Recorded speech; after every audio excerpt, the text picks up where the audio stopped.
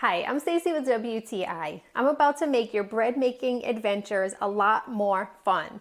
This wonderful sourdough starter jar from Tyniaide is going to really revolutionize the way that you have your starter going. The kit comes with everything that you need so that you can either transfer your existing starter or you can make a new one. It provides really nice instructions not only in the booklet but actually right on the box. The jar includes a thermometer that you can seal right up to the jar, and it also includes a daily band so you can tell when you've been feeding your starter. It has a cover for the top for long-term storage, or it includes that nice linen cloth to go around it for the countertop.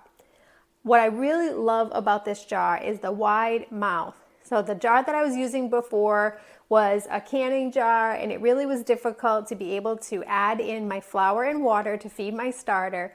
But this jar has plenty of space and you can really grow as much starter as you would like. There's plenty of room so that you have discard as well as an everyday starter, and you always have it ready for your bread making needs.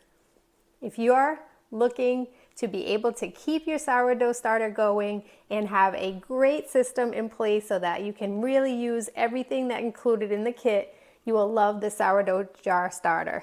But that's my point of view.